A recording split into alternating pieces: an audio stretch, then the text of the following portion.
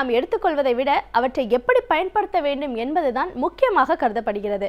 ஆதலால் டாக்டர் கௌதமன் அவர்கள் ஒவ்வொரு நாளுமே நாம் எடுத்துக்கொள்ள வேண்டிய மூலிகைகளை எப்படி எடுத்துக்கொள்ள வேண்டும் என்பதை பற்றி நம்மிடையே பகிர்ந்து கொண்டிருக்கிறார்.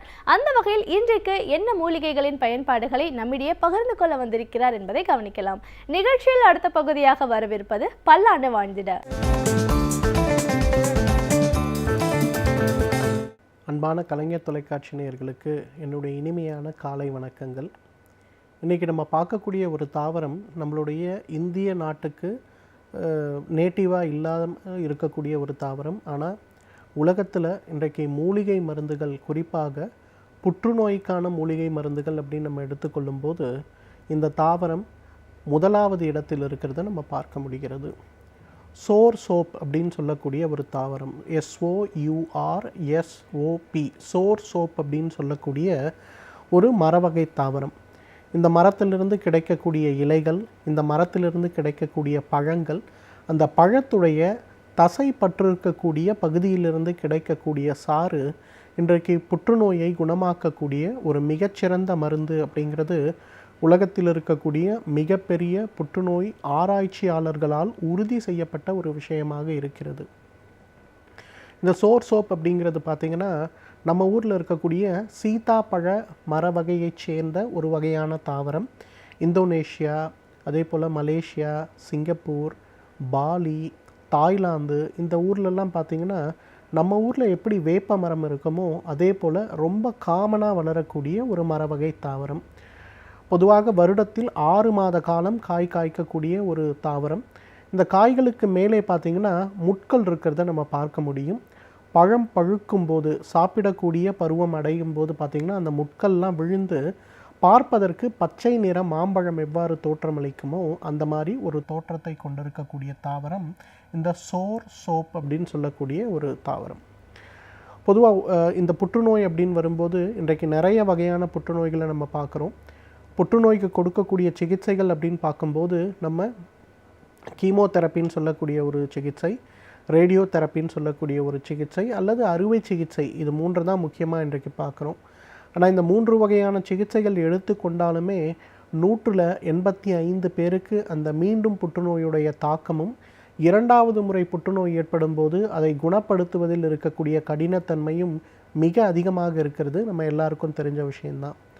அந்த வகையில் இந்த சோர் சோப்பிலிருந்து எடுக்கக்கூடிய அந்த பழச்சாறு அது எவ்வாறு புற்றுநோய்க்கு உதவுகிறது அப்படிங்கிற ஒரு ஆராய்ச்சி உலகத்தில் இருக்கக்கூடிய நிறைய மருத்துவ பல்கலைக்கழகங்களால் எடுத்துக்கொள்ளப்பட்டு ஆராய்ச்சி செய்யப்பட்டது. குறிப்பாக அமெரிக்காவில் இருக்க ஸ்டான்ஃபோர்ட் யூனிவர்சிட்டியில் இருக்கக்கூடிய ஒரு மருத்துவ குழு அவங்க என்ன பண்ணாங்கன்னா இந்த சோர் சோப்பை நேரடியான ஒரு பழச்சாறாக கீமோதெரப்பி கொடுக்க முடியாமல் இருக்கின்ற, ரேடியோ தெரப்பி கொடுக்க முடியாமல் இருக்கின்ற, அறுவை சிகிச்சை செய்ய முடியாமல் இருக்கக்கூடிய புற்றுநோயாளிகளுக்கு அதை ஒரு மருந்தாக, ஒரு சப்ளிமெண்ட்டாக கொடுக்க ஆரம்பித்தார்கள். ஒரு 6 மாத காலம் அவர்கள் அதை சாப்பிட்ட பிறகு அதற்கு இருக்கக்கூடிய விளைவுகள் என்ன, பின் விளைவுகள் இருக்குது அப்படின்னு ஆராய்ச்சி செய்து பார்த்தபோது கடுமையான ஒரு அதிர்ச்சிக்கு உள்ளானாங்க. காரணம் என்னென்னா, சோர் சோப்பிலிருந்து கொடுக்கப்பட்ட அந்த சாறு கிட்டத்தட்ட புற்றுநோயை குணமாக்கக்கூடிய அளவில் இருந்ததை கண்டுபிடிச்சாங்க. அதாவது லிட்ரலாக மெடிக்கல் டேர்ம்ஸில் சொல்லணுன்னா கீமோதெரப்பியை விட கிட்டத்தட்ட 300 மடங்கு வேகமாக அந்த புற்றுநோய் செல்கள் அழிக்கப்பட்டு இருந்தது அப்படிங்கிறத கண்டுபிடிச்சாங்க. இது வெறும் 1 நோயாளிகளுக்கோ 2 நோயாளிகளுக்கோ கொடுக்கப்பட்ட ஒரு ட்ரையல் கிடையாது.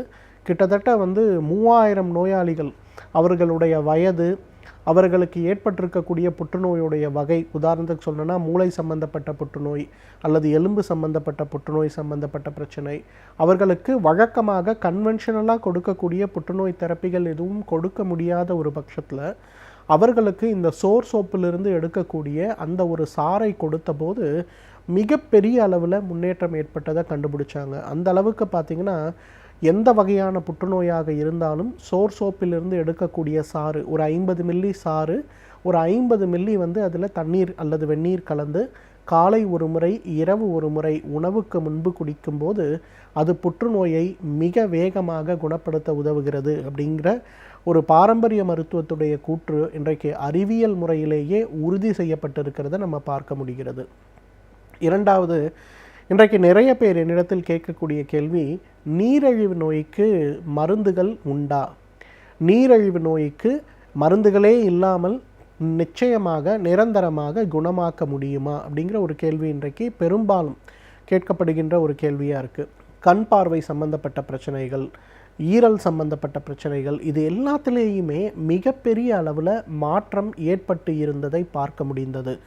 அந்த அளவுக்கு பார்த்திங்கன்னா சோப்பிலிருந்து எடுக்கக்கூடிய சாறு வெறும் புற்றுநோய்க்கு மட்டுமல்ல, நீரிழிவு நோய் மற்றும் நீரிழிவு நோயின்னு சொல்லக்கூடிய சர்க்கரை நோயுடைய உபதிரவங்களை குறைப்பதற்கு கூட, பக்க விளைவுகளை குறைப்பதற்கு கூட மிக பெரிய அளவில் உதவி செய்ததை பார்க்க முடிந்தது. சோப்புடைய இன்னொரு மிக முக்கியமான மருத்துவ குணம் என்னன்னு கேட்டிங்கன்னா, சிறுநீர் மண்டலம் சம்பந்தப்பட்ட உபாதைகளை குறைப்பதில் இது ஒரு மிகச்சிறந்த மருந்து அப்படிங்கிறது நிரூபிக்கப்பட்டிருக்கிறது. ஏன்னா அந்த சிறுநீரக மண்டலம் சம்பந்தப்பட்ட மிக முக்கியமான ஒரு பிரச்சனை என்னன்னு பார்த்திங்கன்னா, யூரினரி ஸ்ட்ரிஞ்சர்ஸ்ன்னு சொல்லுவாங்க. அதாவது ஒன்றுக்கு போகக்கூடிய அந்த பாதையில் சின்னதாக ஒரு சதை வளர ஆரம்பிக்கும். அது வளரும்போது பார்த்திங்கன்னா ஒன்றுக்கு நமக்கு வெளியிலேயே வராது, ரொம்ப கஷ்டப்பட்டு ஒன்றுக்கு போக வேண்டியிருக்கும், கடுமையான எரிச்சல் இருக்கும். அதுக்கு இன்றைக்கு மாடர்ன் மெடிசனில் என்ன பண்ணுவாங்கன்னா, 6 மாதத்துக்கு ஒரு முறை ஒரு சின்ன ஸ்டென்ட் போட்டு அந்த தசையை கொஞ்சம் குத்தி விடுவாங்க. அது குத்தி விடும்போது கொஞ்சம் யூரின் ஃப்ளோ நல்லா ஃப்ரீயாக இருக்கும். அதன் பிறகு மீண்டும் அது சுருங்க ஆரம்பித்து நமக்கு பிரச்சனையை ஏற்படுத்தும். இதை குணப்படுத்தக்கூடிய சக்தி இந்த சோப்புக்கு இருக்குது அப்படிங்கிறது இன்றைக்கு கண்டுபிடித்திருக்கிறார்கள். சோப்புடைய இலைகளுக்கு இதை குணப்படுத்தக்கூடிய சக்தி இருக்கிறது.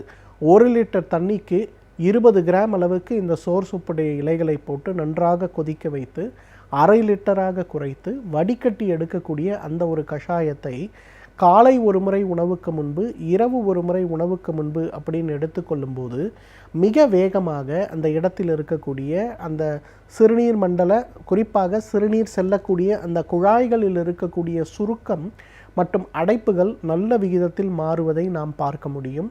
சிறுநீரக கற்களுக்கே மிகச்சிறந்த மருந்து இந்த சோப்பு. 19 மில்லிமீட்டர் வரை இருக்கக்கூடிய சிறுநீரக கற்களாக இருந்தால் கூட இந்த சோப்புடைய சாறு 50 மில்லி 200 மில்லி தண்ணி சேர்த்து ஒரு 3 மணி நேரத்திற்கு ஒரு முறை அப்படின்னு சொல்லி ஒரு வார காலம் சாப்பிட்டோன்னா அந்த கற்கள்லாம் உடைந்து சிறுநீர் மூலமாக வெளியேறுவதை நம்ம பார்க்க முடியும். ஏன்னா இதை நானே நிறைய பேஷண்ட்ஸ்க்கு கொடுத்துருக்கேன். அந்த மாதிரி சாப்பிடும்போது பார்த்திங்கன்னா ஒரு ரிப்பீட்டட் ஆப்ரேஷன்ஸ் நிறைய பேர் பார்த்திங்கன்னா ஒவ்வொரு வருடமும் கோடைக்காலம் ஏற்படும் போது சிறுநீரக கற்கள் ஏற்படும். அப்போ போய் அறுவை சிகிச்சை செய்து கொள்பவர்கள் நிறைய பேர் இருக்காங்க. அந்த மாதிரி இருப்பவர்கள் கூட இந்த சோப்பிலிருந்து எடுக்கக்கூடிய அந்த ஒரு சாறை காலை ஒரு முறை, இரவு ஒரு முறை, அல்லது ரொம்ப அதிகமாக இருக்கின்ற பட்சத்தில் ஒரு நாளைக்கு 3 முறை 4 முறை சாப்பிட்டாலே அந்த கற்கள் உடைந்து வெளியேறுவதை பார்க்க முடியும். எனவே நேர்களே, இந்த சோப் அப்படின்னு சொல்லக்கூடிய தாவரம் ரொம்ப புளிப்பு சுவை இருக்கக்கூடிய ஒரு தாவரம். புற்றுநோயை, சர்க்கரை நோயை, குறிப்பாக சிறுநீரக கற்களை, சிறுநீரக பாதையில் இருக்கக்கூடிய அடைப்புகளை மற்றும் சுருக்கங்களை நீக்கக்கூடிய ஒரு மிகச்சிறந்த அருமருந்து. மருந்துன்னு சொல்கிறத விட இது ஒரு சிறந்த உணவுன்னு சொல்லணும். ஏன்னா எல்லா நாடுகள்லையும் பார்த்திங்கன்னா நம்ம ஊரில் எப்படி பழச்சாறுகள் உபயோகப்படுத்துகிறோமோ அந்த மாதிரி தான் அதை உபயோகப்படுத்துகிறாங்க. ஸோ சோப்புடைய பழச்சாறையோ அல்லது இலை கஷாயத்தையோ ஒரு தேநீராகவோ அல்லது ஒரு பழச்சாறாகவோ சாப்பிடுகின்ற ஒரு வழக்கத்தை நாம் வைத்து கொண்டோமேயானால் நம்மாலும் பல்லாண்டு காலம் ஆரோக்கியமாக வாழ்ந்திட முடியும். சமூகத்தில் ஒரு பிரச்சனை நடக்கும் பொழுது அந்த பிரச்சனையில் நம் பங்களிப்பு என்னவாக இருக்க வேண்டும், அதை நாம் எப்படி எதிர்கொள்ள வேண்டும் என்பதை பற்றி நம்மிடையே பகிர்ந்து கொள்ள வந்திருக்கிறார் எழுத்தாளர் மனுஷபுத்திரன் அவர்கள். நிகழ்ச்சியில் அடுத்த பகுதியாக வரவிருப்பது தீதும் நன்றும்.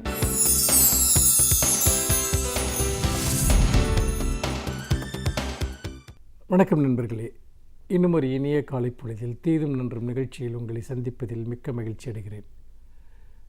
சமீபத்தில் தமிழகத்தில் நடந்த ஒரு ஜல்லிக்கட்டு போராட்டம் அல்லது ஜல்லிக்கட்டிற்கான உரிமையை கேட்டு நடத்திய போராட்டம் என்பது ஜல்லிக்கட்டு என்பதை தாண்டி சில விஷயங்களை நம்முடைய உணர்வுகளில் ஏற்படுத்தி இருக்கிறது. முக்கியமாக பாரம்பரியம் சார்ந்த உணர்வுகள், அதே போல் பண்பாட்டு உரிமை, இது சார்ந்த உணர்வுகளை நம்முடைய மனதில் அது விதைத்திருக்கிறது என்று சொல்லலாம்.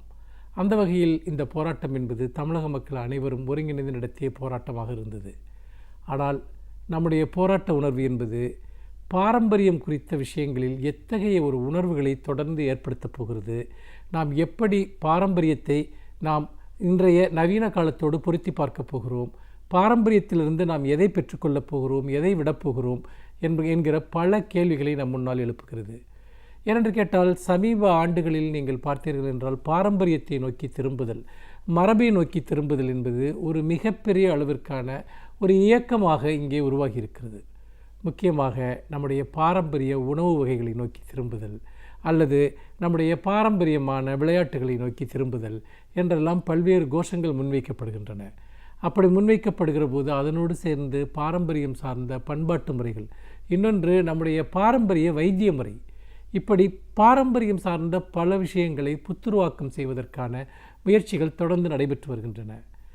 இப்படி நாம் புத்துருவாக்கம் செய்கிற போது நாம் முன்னிலைப்படுத்த வேண்டிய விஷயங்கள் எவை, காப்பாற்ற வேண்டிய விஷயங்கள் எவை, விமர்சன நோக்குடன் நாம் அணுக வேண்டிய விஷயங்கள் எவை என பல கேள்விகள் நம் முன்னால் எழுகின்றன. ஜல்லிக்கட்டு போராட்டத்தை நம்முடைய பண்பாட்டு உரிமை, பண்பாட்டு அடையாளத்தை பிறர் பறித்துக்கொள்வதற்கு உரிமை இல்லை என்கிற அடிப்படையில் தான் நாம் போராடி அந்த போராட்டத்தில் வெற்றியும் பெற்றோம். ஆனால் ஜல்லிக்கட்டில் மட்டும்தான் நம்முடைய உரிமையை இழந்திருக்கிறோமா? எத்தனை விஷயங்களில் நம்முடைய மரபு சார்ந்த பாரம்பரியம் சார்ந்த விஷயங்கள் அளிக்கப்பட்டிருக்கின்றன. அவற்றை பற்றிய குரல்கள் ஏன் இந்த சமூகத்தில் இன்னும் உரத்து ஒலிக்கவில்லை என்கிற ஆழமான கவலை நமக்கு ஏற்படுகிறது. அப்படி பார்க்கிற போது முக்கியமாக பாரம்பரியம் சார்ந்த விஷயங்களில் நாம் நம்முடைய பாரம்பரிய வேளாண்மையை நாம் முக்கியமாக இழந்துவிட்டோம். விவசாயிகள் இன்றைக்கு ஒரு மிகப்பெரிய அளவிற்கான ஒரு அழிவை சந்தித்து கொண்டிருக்கிறார்கள். அப்படிப்பட்ட சூழ்நிலையில் பாரம்பரிய விவசாயம் என்பது அழிந்ததில் நமக்கு எந்த பங்கும் இல்லையா? நாம் அத்தகைய ஒரு விவசாயத்தை பாதுகாப்பதற்கு நாம் என்ன செய்தோம் என்கிற ஒரு முக்கியமான கேள்வி எழுகிறது. அதே போல் நம்முடைய மொழி சார்ந்த உரிமைகள், இன்றைக்கும் கூட தமிழே தெரியாமல் படித்து வளரக்கூடிய ஒரு தலைமுறையை நாம் பார்க்கிறோம். பல பள்ளிகளில் இன்றைக்கு தமிழ்நாட்டில் செயல்படக்கூடிய பள்ளிகளில் தமிழ் பயிற்று மொழியாக மட்டுமல்ல, அது ஒரு பாடமொழியாக கூட இல்லை. முழுக்க முழுக்க ஆங்கிலத்திலேயே படித்து ஆங்கிலத்திலேயே வளரக்கூடிய பள்ளிகள் எல்லாம் கூட இன்றைக்கு தமிழகத்தில் இருக்கின்றன. அப்படிப்பட்ட ஒரு பாடத்திட்டத்தின் கீழ் பள்ளிகளில் படிக்கக்கூடிய மாணவர்களுக்கு தமிழை பேசவோ படிக்கவோ தெரியாத தமிழர்கள் இன்றைக்கு உருவாகி இருக்கிறார்கள். அப்படியே தமிழ் தெரிந்தவர்கள் கூட தமிழில் பேசுவதை ஒரு கௌரவ குறைச்சலாக நினைக்கிறார்கள். தமிழில் பேசுவதை ஒரு பண்பாட்டு குறைச்சலாக நினைக்கிறார்கள். நிறைய நேரங்களில் இரண்டு தமிழர்கள் சந்தித்துக் கொள்கிற போது கூட அவர்கள் ஆங்கிலத்தில் உரையாடுகிற காட்சியை நாம் பார்க்கிறோம். இது தங்களுடைய மொழி சார்ந்த தாழ்வுணர்ச்சியிலிருந்து, தாழ்வு மனப்பான்மையிலிருந்து உருவாகிறது.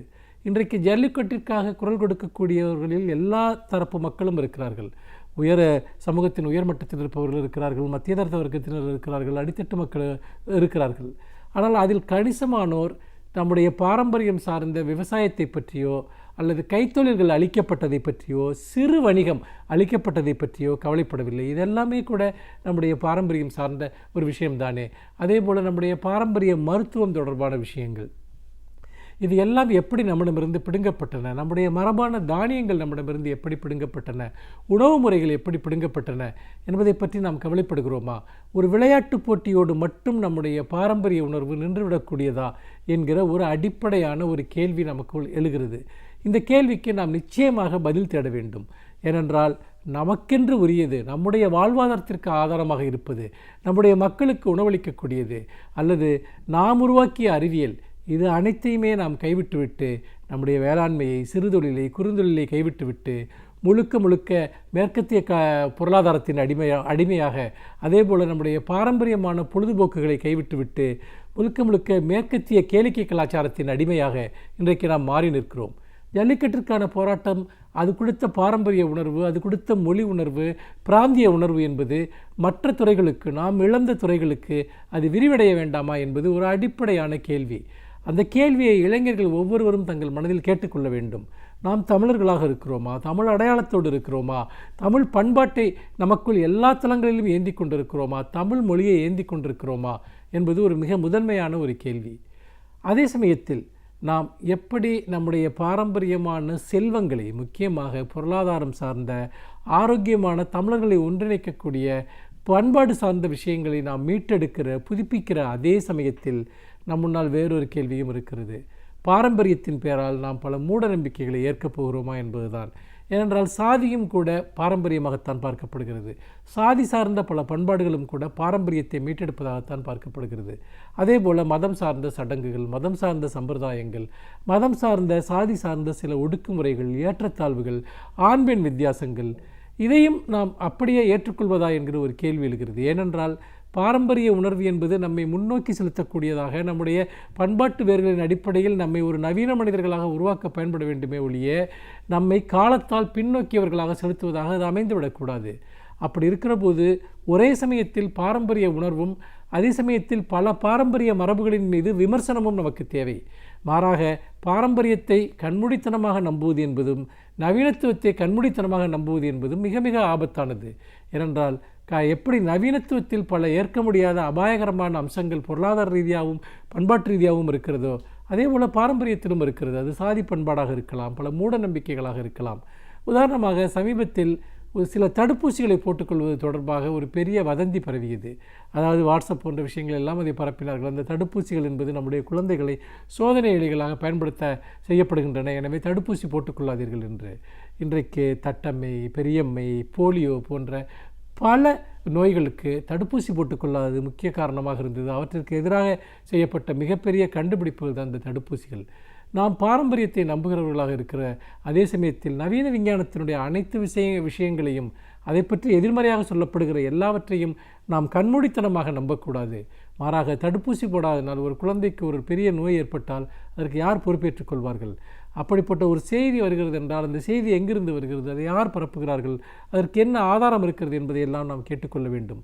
அப்படி கேட்டுக்கொள்ளாமல் வெற்று பாரம்பரிய உணர்வுகளின் அடிப்படையில் நாம் செயல்படுவது என்பது நம்மை காலத்தால் பின்னோக்கி செலுத்திவிடும் என்பதையும் நான் இந்த இடத்தில் அழுத்தமாக பதிவு செய்ய விரும்புகிறேன்.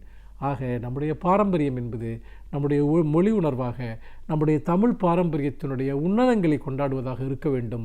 அதே சமயத்தில் நாம் நவீனத்துவர்களாக இருப்பது என்பது மூட நம்பிக்கைகளுக்கு எதிராக போராடுவதாக, ஆண் பெண் ஏற்றத்தாழ்வுகளுக்கு எதிராக, சாதிய ஏற்றத்தாழ்வுகளுக்கு எதிராக, அவை பாரம்பரியத்தின் பெயரால் சொல்லப்பட்டால் கூட அவற்றை எதிர்த்து போராடுவதாக இருக்க வேண்டும்.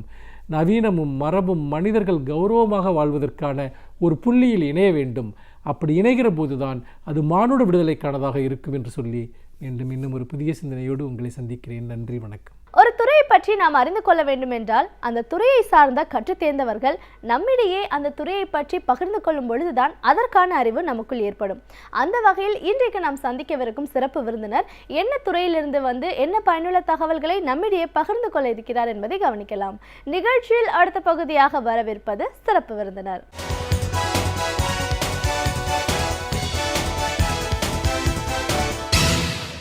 வணக்கம் நேயர்களே, விடியலேவா நிகழ்ச்சியின் சிறப்பு விருந்தினருக்கான நேரம் இது. இன்றைய சிறப்பு விருந்தினர் தொழில் முனைவோருக்கான ஆலோசகர் திரு ஏ தமிழ்ச்செல்வன். ஒரு தொழில் முனைவோரா, பல தொழில்களை இன்றைக்கும் சிறப்பாக நடத்திட்டு இருக்கிறவரா, 40 ஆண்டுகளுக்கு மேலே ஒரு தொழில்துறையில் ஒரு வெற்றியாளராக அவர் இருக்காருன்னா அந்த அனுபவங்கள் என்ன, இன்னைக்கு புதுசாக வரவங்களுக்கு என்ன மாதிரியான ஒரு ஆலோசனைகள் தேவைப்படுது, இப்படி பல விஷயங்களை கருத்துக்களை நம்ம அவர்கிட்ட கேட்டு தெரிஞ்சுக்கலாம். வணக்கம் சார். வணக்கம்.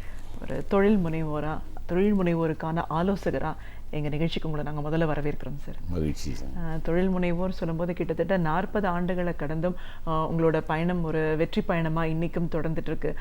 ஒரு தொழில்ல பல தொழில்களை நீங்கள் உருவாக்கிக்கிங்க, நிறைய பேருக்கு வேலை வாய்ப்புகளை உருவாக்கி கொடுத்துருக்கீங்க. 17 வயதிலேயே ஒரு சுய தொழில் முனைவோராக உங்களுடைய பயணத்தை தொடங்கிட்டு இன்னைக்கு வரைக்கும் சிறப்பாக போயிட்டுருக்கீங்க. அப்படின் போது இதை இன்றைக்கி இருக்கிற இளைஞர்களுக்கெல்லாம் ஒரு முன்னுதாரணம் அப்படின்னு சொல்லலாம். நம்ம எவ்வளோ தூரம் போக முடியுமோ அவ்வளோ தூரம் நம்ம வெற்றி இலக்கை நோக்கி போயிட்டே இருக்கணும்.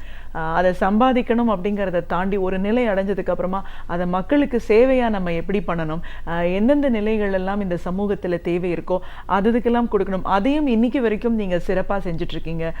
பள்ளி நிறுவனம் ஆரம்பிச்சிருக்கீங்க, கல்விக்கு தொண்டு, திருப்பணி, கோவில்கள், இப்படின்னு நிறைய இடங்களில் உங்களால் முடிஞ்ச அந்த பணிகளையும் நீங்கள் செஞ்சிட்ருக்கீங்க. அப்படின்னும் போது இன்னைக்கு ஒரு வெற்றியாளராக வரணும் அப்படிங்கிறவங்க ஆரம்பத்திலிருந்து என்னென்ன செய்யணும், தோல்விகள் வரும்போது அதுலேருந்து துவண்டு போகாமல் மீண்டு வரதுக்கான ஒரு பயிற்சி, இப்படின்னு நிறைய விஷயங்களை பற்றின ஒரு புரிதல் இல்லாமல் இன்னைக்கு இருக்கும். இதையெல்லாம் கடந்து வந்தவர் அப்படிங்கிற முறையில் உங்களுடைய ஆலோசனைகளை இன்னைக்கு இருக்கிற இளைஞர்களுக்கு நீங்கள் இந்த நிகழ்ச்சி மூலமாக பகிர்ந்துக்கணும். முதல்ல ஒரு தொழில் முனைவோர் அப்படின்னு வரும்போது உங்களோட பயணம், நீங்கள் ஒரு சிறு வயதிலேயே ஒரு மிராஸ்தார் குடும்பமாக இருந்தாலும் சுயமாக தொழில் செய்யணும் அப்படின்னு இறங்கியிருக்கீங்க. அந்த காலகட்டத்தில் ஒரு புதுசாக தொழில் தொடங்கணும்னா எப்படி ஒரு சூழல் இருக்கும் என்னென்னலாம் தெரியாது. இருந்தாலும் ஒரு தொழிலோட அப்போ தொடங்கினவங்களாம் ட்ரெடிஷ்னல் பிஸ்னஸாக தான் பண்ணிட்டு இருப்பாங்க. ஆனால் நீங்கள் வந்து 4-5 பிஸ்னஸை ஒரே நிலையில் தொடங்கியிருக்கீங்க. இதை எப்படி சாத்தியப்பட்டுச்சு? அதாவதுமா நான் பள்ளி படிக்கும் போதே ஒரு பெரிய பெரிய நிறுவனங்களை எல்லாம் பார்த்தபோது படிக்காதவர்கள் தான் அந்த காலத்துல எல்லாம் பெரிய நிறுவனங்களை வச்சுருந்தாங்க அப்படிங்கிறது தான் என்னோடய ஃபஸ்ட் இம்ப்ரெஷனே. படித்தவங்க தான் வச்சுருந்தாங்கன்னு இல்லை, படிக்காதவர்கள் தான் பெரிய தொழில்களை வச்சுருந்தாங்க அப்படின்னு. அதனால் படிப்பும் தேவை தான், இருந்தாலும் கூட நம்மளும் தொழில் பண்ண முடியுங்கிற ஒரு தன்னம்பிக்கை வேந்தது, அது ஒரு காரணமாக இருந்தது. அதோட வந்து உங்களுக்கு படிச்சுட்டு ஒரு வேலைக்கு போனால் ஒரு குறிப்பிட்ட சம்பளத்தை வாங்கிட்டு அந்த குறிப்பிட்ட ஒரு லைஃப் ஸ்டைலில் தான் பண்ண முடியும். ஆனால் தொழில் பண்ணினோம்னா நம்ம எந்த அளவுக்கு அதில் ஈடுபாடு இருக்கோமோ அந்த அளவுக்கு நமக்கு வந்து நிச்சயமாக நமக்கு ஒரு வருமானம் இருக்கும். அது மட்டும் இல்லை, ஒரு வெளிநாட்டிலேயோ அல்ல உள்நாட்டிலேயோ வேலை பார்த்தோம்னா அந்த வேலை பார்த்த நிறுவனத்திற்கும் நமக்கு மட்டும்தான் தொடர்பு இருக்கும். மற்றவங்களோட ஒரு மக்களோட தொடர்போ வெகுஜன தொடர்புகள் இருக்கிறதுக்கெல்லாம் வாய்ப்பு இல்லை. ஆனால் ஒரு தொழில் முனைவோராக இருந்தால் ஜாமானியன்லேருந்து ஜாம்பவான் வரைக்கும் தெரிந்த ஒரு நபராக வாழ முடியும். அதோடு மட்டுமல்ல, நம்மளோட உழைப்புக்கு மிகப்பெரிய வருமானம் கிடைக்குங்கிற காரணத்தினால தான் நான் தொழிலுக்கு வரணும்னு வந்தேம்மா. இப்போ தொழில் தொடங்கியிருந்தாலும் இன்றைக்கி வந்து நிறைய பேரை வந்து நம்ம வீட்டிலையே பார்க்குறோம், நல்லா படித்து நல்ல ஒரு வேலைக்கு போகணும் இப்படி சொல்லி தான் நம்ம பள்ளி பருவத்திலிருந்தே வளர்த்துட்டு வரோம். என்னென்னா இன்றைக்கி நிறைய பேர் வேலைக்கு போகணுன்னு நினைக்கிறாங்களே தவிர ஒரு தொழில் முனைவோராக வரணும் அப்படிங்கிறது இன்றைக்கி வரல. நீங்கள் சொன்ன அடிப்படையில் ஒரு 40 ஆண்டுகளுக்கு முன்னாடி இல்லை ஒரு 25 வருஷத்துக்கு முன்னாடி பார்த்தீங்கன்னா நிறைய யங் பீப்புள் புதுசாக பிஸ்னஸ் தொடங்கியிருக்காங்க. ஆனால் இன்றைக்கெல்லாம் வந்து ஒரு பெரிய நிறுவனங்களில் போய் ஒரு பணி செய்கிறத மட்டுமே குறிக்கோளாக வச்சுட்டு தான் ஒரு வளர்ப்பு முறையே இருக்குது. ஏன் இன்னும் நிறைய தொழில் முனைவோர் வர்றதில்லை? அதாவது முதல் காரணம் வந்து அவங்களுக்கு தொழில் பண்ணினாலும் அதில் வந்து மிகப்பெரிய லாபம் ஈட்டலாங்கிறத அவங்களோட பெற்றோர்கள் வந்து முதல்ல அட்வைஸ் பண்ணணும். படிக்க வைக்கிறதுங்கிறது தன்னால் முடிந்த வரைக்கும் தன்னோட வயதில் எந்த அளவுக்கு படிக்கணுமோ அந்த வரைக்கும் படிக்க வைக்கணுங்கிறது ஒரு தாய் தந்தையரோட கடமை. அது நிச்சயமாக தவறக்கூடாது. அந்த வாய்ப்பு மீண்டும் பெற முடியாது அப்படிங்கிற ஒரு விஷயத்தை அந்த பேரண்ட்ஸு செய்ய வேண்டியது தான். ஆனால் அதற்கப்புறம் அவங்க வந்து ஏதோ ஒரு ஆஃபீஸில் வேலை பார்க்கணும், நல்ல வெளிநாடு அனுப்பணும் அப்படிங்கிற டெண்டன்சி தான் இன்றைக்கி வந்து பெற்றோர்கள் மத்தியில் இருக்குது. இன்றைக்கி வியாபாரம் பண்ணால் நமக்கும் உதவியாக இருக்கும், நாமளும் பல நபர்களுக்கு உதவியாக இருக்கலாம், அடுத்த சந்ததியர்களுக்கும் மிகப்பெரிய பொருளீட்டை செய்யலாங்கிறது எல்லாருக்குமே இல்லை. அதுக்கு அவங்களுக்குள்ளேயே ஒரு பயம்.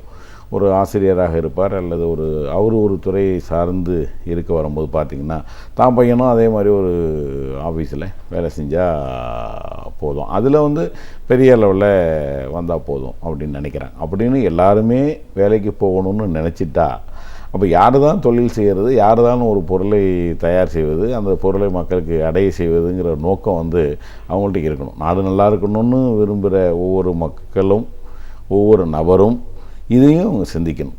அதனால் தன்னோட பையன் கஷ்டப்படக்கூடாது, வேலை பார்க்கணும் அப்படின்னு நினைக்கிறாங்க. பட் ஆனால் ஒரு தொழிலாக இருந்தால் அவங்க ஊர்லேயே பார்த்திங்கன்னா வெவ்வேறு நபர்கள் தொழில் வைத்திருப்பாங்க. சில பேர் இந்த ட்ரெடிஷ்னலாக இருக்கிறவங்க மட்டும்தான் அந்த தொழிலை சார்ந்து போயிட்டுருக்காங்க. காரணம் ஏதோ அப்பா அம்மா அண்ணன் தம்பிகள் தொழிலை வைத்துட்டாங்க, அந்த தொழிலை நம்ம செய்ய வேண்டிய சூழ்நிலையாக இருக்குது அப்படிங்கிற நிலையில் ஒரு காலத்தில் இருந்தது. ஆனால் அது மாறி இன்றைக்கி விஞ்ஞானம் பரிணாம வளர்ச்சி வந்தபோது வேறு விஷயங்கள் இன்றைக்கி தேவைப்படுகிறது. அந்த தேவையை நம்ம கொடுக்கணும்னு நினைக்கணும் இந்த படித்த மாணவன். அதற்கு உறுதுணையாக பெற்றோர்கள் இருக்கணும்.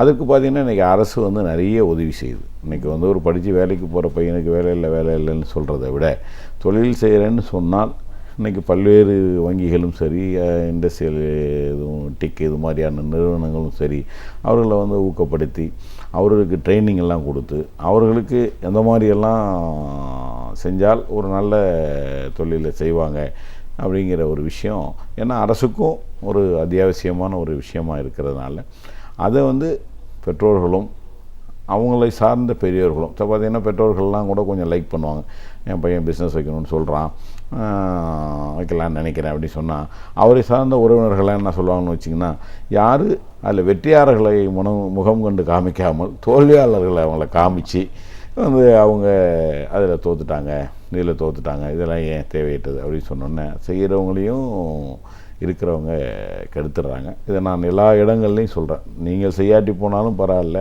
செய்கிறவங்கள தயவு பண்ணி நீங்கள் ஊக்குவிக்காட்டி போனாலும் கூட அவங்களுக்கு ஒரு டிஸ்கரேஜ் பண்ணாங்கன்னு தான் நான் சொல்லியிருக்கேன். ஏன்னா எல்லா இடங்கள்லையும் இந்த நிலை இருக்குது. அதனால் அரசுகள்லாம் இப்படியெல்லாம் பண்ண வரும்போது ஒவ்வொரு மாணாக்களும் பல கல்லூரிகள், பல பல்கலைக்கழகங்கள்லாம் நான் போய் வந்து பாடநடை எடுத்திருக்க வரும்போது நான் நிறைவில் சொல்லி முடிக்கிறது, இன்று முதல் இந்த கல்லூரியை முடித்து விட்டோன்னு ஒரு பையை தூக்கிட்டு ஒரு படிப்படியாக ஒரு கம்பெனி ஏறி இறங்கணுங்கிற எண்ணத்தோடு இல்லாமல் நாமளும் ஒரு துணை முனைவோராக இருக்க வேண்டும், நாம் 10 பேருக்கு வேலை கொடுக்கணும் அப்படிங்கிற எண்ணத்தோடு இந்த பல்கலைக்கழகத்திலேருந்து வெளியாகுங்க. அதற்கான தேடலை செய்யுங்க. தேடாமலே உங்களை தேடி தொழில் வராது, தொழிலை தேடி தான் நாம் போகலாம். அதில் சற்று ஏற்றத்தாழ்வுகள் இருக்கலாம், அதையும் நிச்சயமாக செஞ்சால் ஜெயிக்க முடியுங்கிறது தான் நான் எல்லா இடங்கள்லையும் சொல்லிட்டு வரேம்மா. கண்டிப்பாக சார். இப்போது இதெல்லாம் தாண்டி 100ல் ஒரு 10 பேர் தான் அந்த மாதிரியான தொழில் முனைவோராக வரணும் அப்படின்னு நினைக்கிறாங்க அப்படின்னாலும் அவங்களுக்கும் வந்து அதை முழுமையாக தொடர முடியாமல் நிறைய சிக்கல்கள் இருக்கிறத பார்க்குறோம். ஒரு புதுசாக ஒரு தொழிலை தொடங்கணும்னு ஆர்வம் உள்ள இளைஞர்கள் அந்த தொழிலை தொடங்குறதுக்கு முன்னாடி கவனிக்க வேண்டிய, கவனத்தில் கொள்ள வேண்டிய விஷயங்கள் என்னென்ன? அதாவது அவங்கவுங்களுக்குன்னு ஒரு ஈடுபாடு இருக்கணும். ஃபஸ்ட்டு தான் தொழில் செய்யணும் அப்படின்னு இருக்கணும். எப்படி படிப்புக்கு வந்து ஒரு தேடல் இருக்குது, தான் வந்து ஒரு எம்பிஎஸ் டாக்டர் ஆகணும், தான் இன்ஜினியர் ஆகணும், ஒரு ஆர்கிடெக்ட் ஆகணும், ஒரு மெரைன் இன்ஜினியர் ஆகணும்னு எப்படி மனதில் வந்து படிக்கும்போது தோணுதோ அது மாதிரி அந்த மாணவனுக்கு நாம் ஒரு தொழில் செய்யணுங்கிற எண்ணம் வர வேணும். அது வரும்போது நாம் எந்த மாதிரி தொழிலை செய்யலாம் அப்படிங்கிறத அவன் தேர்ந்தெடுக்கணும். ஒரு மளிகை கடை வைக்கலாம், இல்லை ஒரு ஏஜென்சி எடுக்கலாம், இல்லை ஒரு மேனுஃபேக்சரிங் பண்ணலாம் அப்படின்னு சொல்லி அதை அவங்க தேடணும்.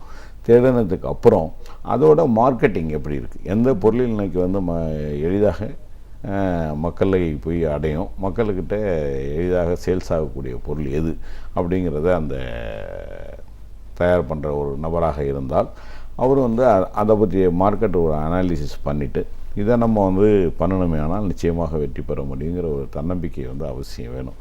அது இல்லாமல் ஏதோ ஏற்ற விட்டு பையன் வச்சான், அடுத்த விட்டு பையன் வச்சான், ஏடிஎஸ் வச்சுருக்காரு, அதனால் நாமளும் வைக்கணும்னு நினச்சாங்கன்னா வெற்றியாளராக ஆக முடியாது.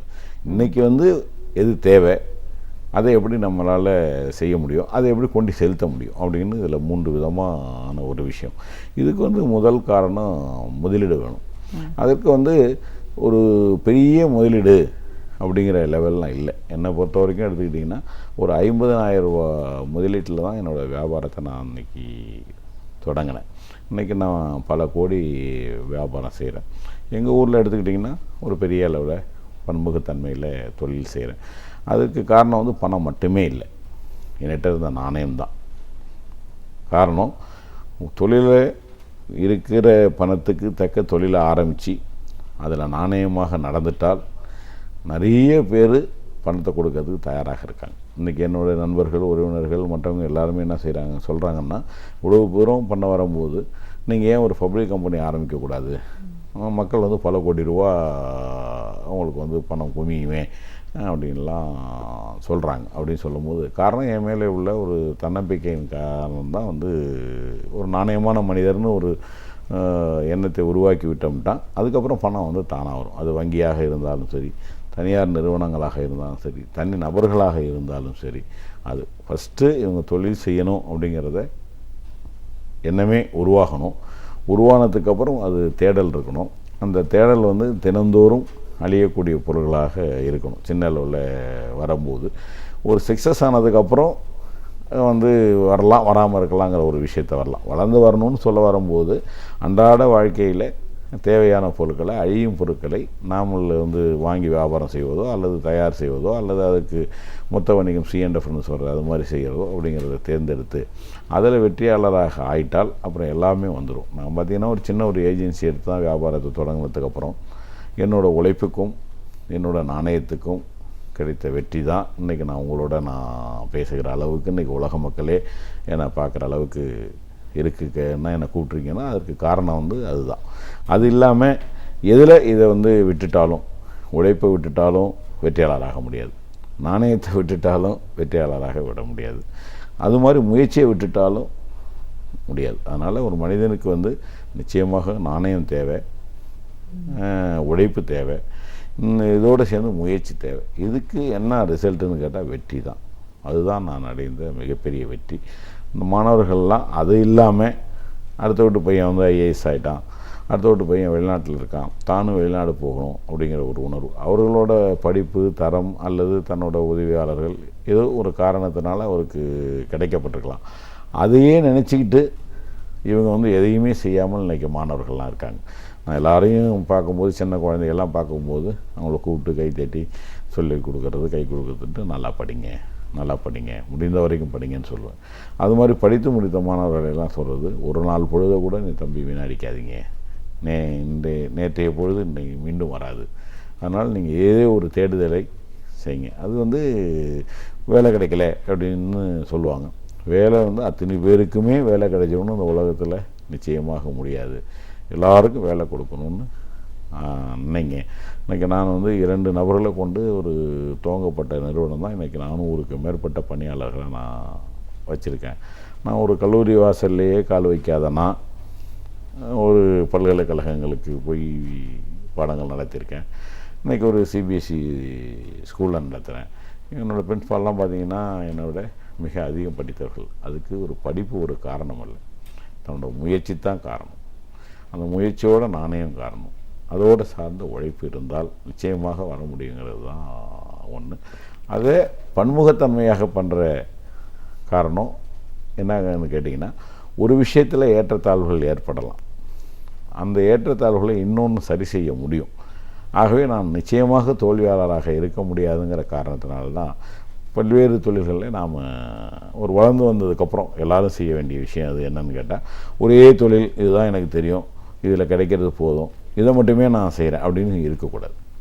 ஏன்னா அந்த தொழிலில் ஒரு மாற்றங்கள், ஏற்றங்கள், பல்வேறு பொருள்கள் வந்து பரிணாமமாக விற்று கொண்டிருந்த நிலையெல்லாம் இன்றைக்கி மாறி வேறு பொருள்களுக்கு போயிடுச்சு.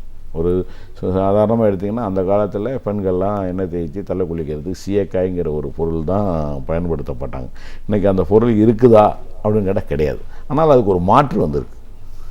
அந்த மாற்றத்தோடு சார்ந்து நம்ம போயிட்டே இருந்தோம்னு வச்சுங்களேன். ஆக நம்ம அந்த சீயக்காய் மட்டும்தான் நான் தயார் பண்ணுவேன், அதை மட்டும்தான் நான் விற்பேன்னா அவங்க அப்படியே அதோட வேறு எதையும் செய்ய முடியாது. அது மாதிரி காரணத்தினால இன்னும் பல்வேறு தொழில்களில் நாமளும் செய்து அதில் வெற்றியாளராக இருக்கணுங்கிறது காரணத்தினால தான் நம்ம வந்து பன்முக தொழிலை நான் செய்கிறேன். பன்முக தொழில் அப்படின்னு நம்ம பேசும்போது இதை தான் கேட்கணும்னு விரும்புகிறேன். என்னென்னா, ஒரு தொழிலாளராக நம்ம பார்க்குறது ஒரு இது, ஒரு முதலாளியாக தொழிலதிபராக பார்க்கும்போது இந்த பீப்புள் ஹேண்ட்லிங், நம்ம கூட ஒர்க் பண்ணுறவங்க பல வருடங்களாக நம்மளோட சேர்ந்து பயணம் பண்ணாங்கன்னா, ஒன்று அவங்க சிறந்த உழைப்பாளியாக இருக்கணும், இல்லைன்னா அந்த நிறுவனம் சரியான முறையில் இயங்கிட்டு இருக்குன்னு, இதில் ஏதாவது ஒன்று சரியில்லைன்னா கூட இந்த பிரச்சனைகள் வர்றதுக்கான வாய்ப்பு இருக்குது. இப்படி அந்த மனிதர்களை, இந்த ஹியூமன் ரிசோர்ஸஸை எப்படி சரியான முறையில் ஒரு நிறுவனம் கையாளணும்? அதாவது இன்றைக்கி ஒரு பணியாளர் நம்மள்கிட்ட வர்றாருன்னு முடிவு பண்ணோம்னா, ஏதோ அவருக்கு வேறு வழி இல்லை, கதி இல்லை, பணம் தேவை அப்படிங்கிற ஒரு நிலைக்காக நம்மகிட்ட வர்றதாக எந்த ஒரு நிறுவன முதலாளிகளும் நினைக்கக்கூடாது. அவர்களும் நம்மளை போல மனிதர்கள் தான். அவர்களும் 10 மாதம் பெற்றெடுத்த ஒரு தாய் எடுத்தவர் தான். அவர்களோட உழைப்பு நமக்கு தேவையாக இருக்கிறது, நம்மளோட பணம் அவர்களுக்கு தேவையாக இருக்கிறது. ஆகவே அவர்களை மனித நேயத்தோடு முதல்ல நம்ம கொண்டாடணும். நான் இந்த அளவுக்கு வளர்ந்துருக்கேன்னா பல்வேறு நிலைகளில் சொல்வதும், என்னோடய விழாக்கள்லையும் முதல்ல என்னோடய பணியாளர்களுக்கு நன்றி தெரிவிச்சிட்டு தான் நான் இவ்வளோ பெரிய உயரத்தில் இருக்கேங்கிறதுக்கு காரணமே என்னோடய பணியாளர்களோட உழைப்பு தான் காரணம். இன்றைக்கி நான் இத்தனை தொழில்களை நடத்துகிறேன்னா, எந்த நிறுவனத்திலும் நான் பணத்தை எண்ணுவது கிடையாது, பொருள்களை எண்ணுவது கிடையாது. ஏன்னா ஆனால் அண்ணண்டையோட வரவு செலவுகளை மட்டும் நான் என்னால் பார்த்துக்க முடியுது. காரணம், அந்தளவு தன்னம்பிக்கையுடைய பணியாளர்கள் என்னிடம் இருப்பதனாலே தான் இன்றைக்கி இந்த அளவுக்கு நம்ம வளர்ந்துருக்கோம். அது மட்டும் இல்லை, நாம் மட்டும் வளரணுங்கிற உணர்வுகள் இல்லாமல் நம்மளோடு சார்ந்து நம்மளோட பணிபுரியவங்களையும் வளர்த்துட்டு வரணும். எப்படி நம்ம பிள்ளைய நம்ம வளர்த்து ஆளாக்கி அவர் ஒரு பெரிய மனுஷன் ஆக்கணுங்கிற உணர்வு இருக்கிறதோ, ஆகவே உழைத்து கொடுத்த நம்மளோட பணியாளர்களையும் நம்ம உயர்த்தி பிடிக்கணும் அப்படிங்கிற எண்ணம் இருக்கணும். என்னென்னா, நான் பல்வேறு இடங்களில் வெவ்வேறு ஊர்களில் எல்லாம் நிறைய நிறுவனங்களில் கிளை நிறுவனங்கள் நடத்தியிருந்தேன். ஐயம்பேட்டை, ஆடுதுறை, பேரளம் அப்படிங்கிற ஒரு நிலைகள் எல்லாம். அது என்னோடய பரிணாம வளர்ச்சியை நான் மயிலாடுதுறையிலேயே கண்டதுக்கப்புறம் அந்த நிறுவனங்கள் எல்லாம் என்னோடய உறவினர்களை எல்லாம் வச்சு பார்த்து கொண்டு வந்த போதும் அதிலிருந்த பணியாளர்கள்ட்ட எல்லாம் அப்படி அப்படியே அந்த நிறுவனங்களை கொடுத்துருவாங்க. என்கிட்ட யார் பணியாளராக நேர்மையாக உண்மையாக இருந்தார்களோ அவர்கள்ட்ட அந்த நிறுவனங்களை கொடுத்து வாழ்த்துக்கள், நீ சிறப்பாக செய் அப்படின்னு சொல்லி. என்னோடய மனைவி, என்னோடய அம்மா கூட சொல்லுவாங்க, அங்கே இருக்கிற சாமி படத்தை மட்டுமாவது எடுத்து வந்துரு தம்பி அப்படின்னு சொல்லுவாங்க. நான் அதை கூட எடுத்து வந்தவன் கிடையாது. காரணம், அவரோட உழைப்பில் தான் நாம் இவ்வளவு பெரிய இடத்தை எட்டியிருக்கோம். அவர்களும் வளர வேண்டும் அப்படிங்கிற நிலையில் என்னிடம் வேலை பார்த்த பல பணியாளர்கள் என்னிடமிருந்து அவர்கள் சுய முதலாளியாக இருக்காங்க. காரணம், அவர்களையும் நான் வளர்த்தேன்னு சொல்கிறதில் அவர்களையும் நான் சந்தோஷமாக வச்சுருந்தேங்கிறதும் மிகப்பெரிய முயற்சி. எல்லாருமே பார்த்தீங்கன்னா ஒரு பணியாளருக்கும் தொழிலாளருக்கும் ஒரு டிஸ்டன்ஸ் மெயின்டைன் பண்ணுவாங்க. அந்த முதலாளியை பார்க்கணுன்னா பார்க்க முடியாது, இல்லை அவர் சந்திக்க முடியாது எதுவும் அப்படிங்கிறலாம் கிடையாது. நானும் ஒரு சக தொழிலாளியாக இருந்து தான் இந்த நிலைக்கு அடைந்திருக்கேங்கிற உணர்வை அன்றும் மறக்கலை, இன்றும் மறக்கலை, என்றும் மறக்கலை. அதனால தான் என்னோடய வளர்ச்சிக்கு அடித்தளமாக இருப்பவர்கள் என்றால் நிச்சயமாக என்னோடய பணியாளர்கள் தான். அவரவர்களுக்கும் உடல்நிலை சோகம் இல்லையா, அவங்களுக்கு வைத்தியம் பார்த்து கொடுக்கணும். அவர்களுக்கு ஒரு வீடு வேணுமா, நம்ம அதுக்கான உதவிகள் நம்மளால் முடிந்தது என்னவோ அதை செய்து கொடுக்கணும். அவர்கள் வீட்டில் ஒரு நல்ல காரியம் நடக்குதா, அதுக்கு என்ன தேவையோ அதை முழுமையாக செய்ய முடியாட்டி போனாலும் கூட தானாகவே முன் வந்து நான் இதை செய்கிறேன் அப்படின்னு சொன்னீங்கன்னாலே அவர்கள் நம்மளோட நிறுவனத்தின் மீது பற்று கொண்டவர்களாக ஆகிடுவாங்க. அப்போ அவங்களோட உழைப்பு நமக்கு நிச்சயமாக இருக்கும். அது மிகப்பெரிய வளர்ச்சியை நோக்கி வரும். நான் இந்த அளவுக்கு வளர்ந்துருக்கிறதுக்கு இப்போ மீண்டும் பரிபூர்ணமாக சொல்கிறேன், என்கிட்ட இருந்த ஒரு பணியாளர்கள் தான்ங்கிறத மகிழ்ச்சியோடு தெரிவிச்சுக்கலாம். எப்படி தன்னோட மனைவியும் குழந்தையையும் நினைக்கிறார்களோ அதுபோல் பணியாளர்களையும் தயவு பண்ணி நினைங்கிறது தான் அந்த சந்தர்ப்பத்தில் நான் சொல்லுவேன். நிச்சயமாக சார். இப்போது புதிய தொழில் தொடங்குவோம் அப்படிங்கிறத பற்றி பேசும்போது இந்த கடந்த 10 ஆண்டுகளை பொறுத்த வரைக்கும் புதிய தொழில் தொடங்குறதுக்கான ஒரு போக்கு, ஒரு வளர்ச்சினா எப்படி இருக்குன்னு சொல்லுங்கள். வளர்ச்சி நிறைய இருக்குமா. முன்னாடியை விட இன்றைக்கி எது ஒன்றுமே முன்னாடியை விட எளிதாக இருக்குது. சாதாரணமாக எடுத்துக்கிட்டிங்கன்னா முன்னாடியெல்லாம் மேனுவலாக ஒரு கடையில் ஒரு போர்டு வைக்கணும்னு சொன்னால் அது பெயிண்ட் வாங்கணும், தகரம் வாங்கணும், கார்பெண்டர் ஒர்க்கெல்லாம் பண்ணி ஒரு பெயிண்டர் எழுதப்படணும். அந்த போர்டை தயார் செய்து கொடுப்பதற்கு ஒரு பெயிண்டரால் கிட்டத்தட்ட ஒரு குறைந்தபட்சம் 15 தினங்கள் ஆகும் ஒரு போர்டு தயார் பண்ணி கொடுக்க. காலையில் நினச்சா இன்றைக்கி ஒரு ஃப்ளெக்ஸ் போர்டை தயார் பண்ணி இந்த நிறுவனத்தில் வைத்து விடலாம். அது மாதிரி கம்ப்யூட்டர் முன்னாடி பார்த்தீங்கன்னா மேனுவலாக நானே வியாபாரத்தை தொடங்கும் போது எனக்கு கணக்கு எழுதுறதுக்காக மட்டுமே 2 பெண் எழுத்தாளர்களும் 2 ஆண் எழுத்தாளர்களும் வைத்து என்னோடய கணக்குகளை வரவு செலவு செய்தேன். இன்றைக்கி ஒரே ஒரு பொண்ணு தான் இவ்வளோ பெரிய நிறுவனத்தையும் பார்க்குறாங்க. அப்போது இன்றைக்கி கம்ப்யூட்டர் தேவையாக இருக்குது. அது மாதிரி பார்த்திங்கன்னா இன்றைக்கி ஒரு 2 வீலர் ஒரு வீட்டில் இல்லாத வீடே கிடையாது, ஒரு 2 வீலர். அப்போ அந்த 2 வீலருக்கு வேண்டிய உதிரி பாகங்கள் தேவையாக இருக்குது. இன்றைக்கி பார்த்திங்கன்னா லக்ஸுரி காரெல்லாம் இவ்வளோ தூரம் இந்தியாவில் நான் பல வெளிநாடுகள் சென்றிருக்கேன். அங்கெல்லாம் பார்த்துட்டு நான் வருத்தப்பட்டது, இப்படிப்பட்ட காரெல்லாம் நம்ம ஊருக்கெல்லாம் வருமா, நம்ம பார்ப்போமா அப்படின்னு சொல்லிட்டு அங்கே ஏறி உட்காந்து நான் பயணித்த போதெல்லாம் நினைத்தது உண்டு. ஆனால் இன்றைக்கி நான் வயிற்றே இருக்கேன்னு சொன்னால் அது காரணம் அவ்வளவு தேவை இருக்குங்கிறது தான். அதனால் இவங்க தேடல் இல்லை அப்படிங்கிறது தான். அப்போ எல்லாமே பல பொருள்கள் இங்கே தேவைக்குரியது வெளிநாடுகளிலேருந்து வர்றதுக்கு காரணமே நாமல் செய்யாமல் இருப்பது தான். நாம் நமக்கு வேண்டியதை செய்துவிட்டோமே ஆனால் நிச்சயமாக அந்த பொருள் அங்கேருந்து வர்றதுக்கான வாய்ப்புகள் குறைந்துடும். நாமளே வரலாம். இன்றைக்கி சைனாலேருந்து ஒரு டாய்ஸ் பார்த்திங்கன்னா விளையாட்டு பொருள்கள் சைனாலேருந்து நிறைய இங்கே வருது. நாவலாக பண்ணுறாங்க. அது யூஸ் அண்ட் த்ரோ தான். நீங்கள் எந்த கண்டமெண்ட்டோ அதை தொடர்ந்து வச்சுக்க முடியாது. ஏதோ இந்த குழந்தைங்க எல்லாமே கொஞ்சம் நேரம் விளையாடும், தூக்கி வந்துடும். ஏன் அதை நம்ம இங்கே செய்யக்கூடாது? இன்றைக்கி எனர்ஜி இங்கேயே கிடைக்குதுங்கிறதுனால தான் நிறைய விண்டு மில் போடுறாங்க அப்படின்னு. இப்போ இதுக்கு முன்னாடிலாம் விண்டு மில் ஏதாவது போடுவாங்களா? அப்படி ஒன்று இருக்குங்கிறது யாருக்காவது தெரியுமான்னு கேட்டால் கிடையாது. இன்றைக்கி அதை செய்யப்பட்டதுனால தான் இந்த அளவுக்காவது நமக்கு மின்சார தட்டுப்பாடு குறைவாக இருக்குது. இன்னும் அந்த நிலைகளை உருவாக்கலாம். இதுபோல் பல்வேறு நிலைகள் இருக்குது. இன்னும் சொல்லப்போனால் அன்றைய விட இன்றைக்கி வந்து அரசு சார்ந்த நிதி ஆதாரம் நிறையாக இருக்குது. அதை சார்ந்த கல்லூரிகள் இருக்குது, படிப்புகளை சொல்லிக் கொடுக்குற கல்லூரிகள் இருக்குது. அதனால் உங்களுக்கு அப்போல்லாம் இப்போ நாம் படித்த போதெல்லாம் நாமளாக தெரிஞ்சு அனுபவத்தின் வாயிலாகத்தான் நான் தொழிலை கற்றுருக்கேன். இன்றைக்கி எங்கள் பிள்ளைகள்லாம் பார்த்திங்கன்னா அவங்க படிப்பு ரீதியாக படிச்சுட்டு அந்த தொழிலுக்கு வரும்போது அதை விட இன்னும் டெக்னாலஜி வைஸ் அட்வான்ஸ் ஆகும், குறைந்த செலவுலேயும் குறைந்த நேரத்திலையும் ஒரு பொருளை தயாரிக்கக்கூடிய அளவுக்கு இன்றைக்கி உலகம் வளர்ந்துருக்கு. அதோடு சேர்ந்து நம்ம பயணிக்கலைங்கிறது தான் என்னோடய கருத்து. கண்டிப்பாக சார். இப்போ புதிய தொழில் முனைவோராக வரணும்னு ஆர்வமாக இருக்கிற இளைஞர்களுக்கு நீங்கள் சொல்கிற ஆலோசனைகள் என்னவா? நான் சொல்கிறேன்னா, அவங்க முதல்ல நேர்மையாளராக இருக்க வேண்டும். அடுத்தவர்களை பார்த்து அவங்க மாதிரி இருக்கணும்னு நம்ம நினைக்கக்கூடாது. நாம் ஒரு வியாபாரி ஆகிடணும் அப்படிங்கிறது முதல் விஷயம். அதில் தன்னால் தன்னோட எனர்ஜி அத்தனையும், தானும் சரி தன்னோட மனைவியும் சரி தன்னோட குடும்பமும் சரி முழு ஈடுபாட்டோடு அந்த விஷயத்தை செய்யணும்.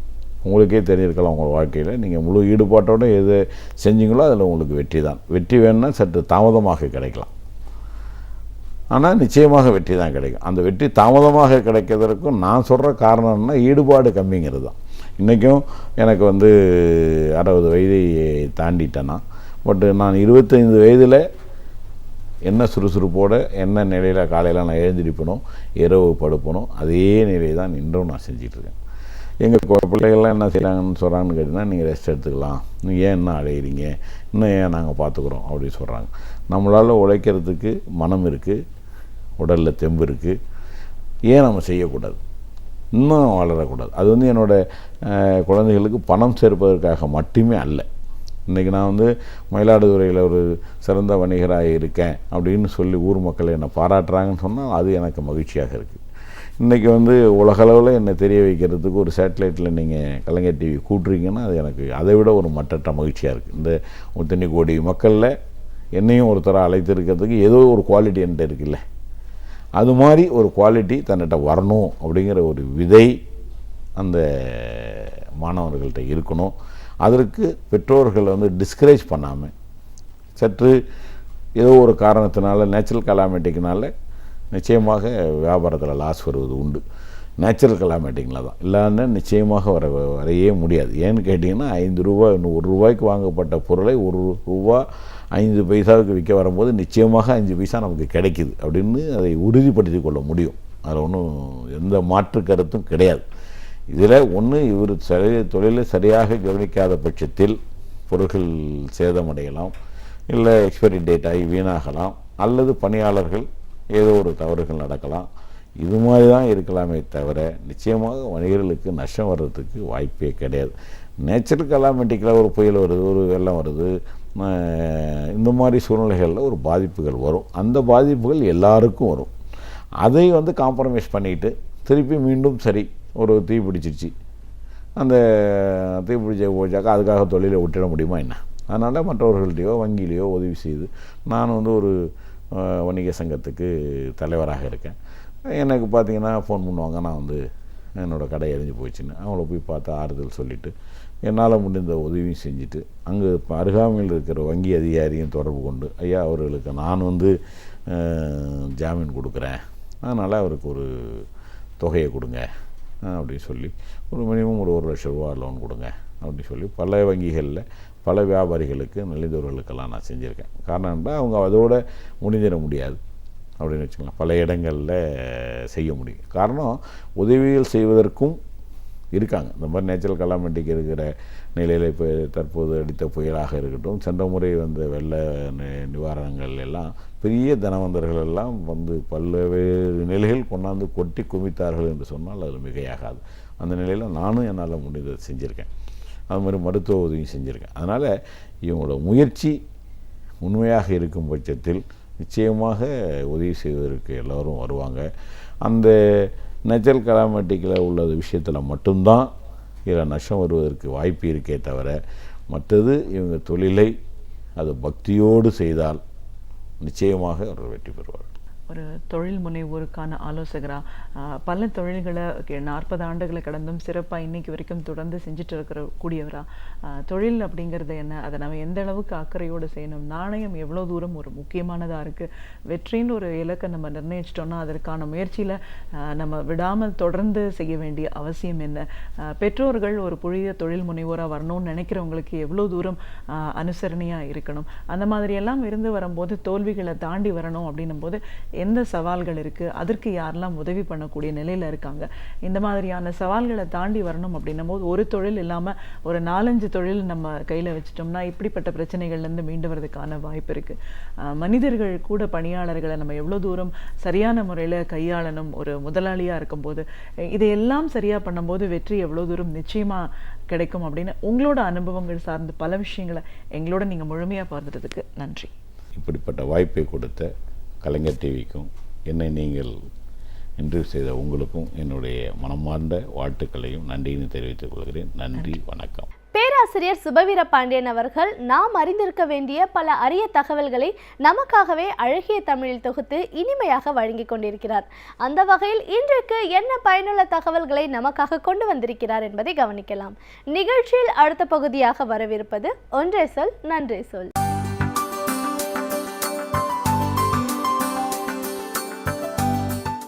அனைவருக்கும் என் அன்பு வணக்கம். 6 மாதங்களுக்கு முன்னால் பூங்கனியன் அவர்கள் எழுதி புத்தகம் ஓர் திறவுகோல் என்னும் ஒரு நூல் வந்திருக்கிறது. மிக சின்ன நூல்தான், ஆனால் மிகப்பெரிய வேலையை அது செய்யக்கூடும். சென்னையில் இருக்கிற பம்மல் பகுதியில் இருக்கிற அமுதம் பதிப்பகம் அந்த நூலை வெளியிட்டிருக்கிறது. அந்த நூல் புதிதாக எதையும் தன்னுள் கொண்டிருக்கிறது என்று சொல்ல முடியாது. ஆனால் புதிதாக பல ஒளியை நமக்குள் ஏற்றக்கூடிய பழைய செய்திகளையெல்லாம் உள்ளடக்கி இருக்கிறது. அது ஒரு சின்ன தொகுப்பு நூல்.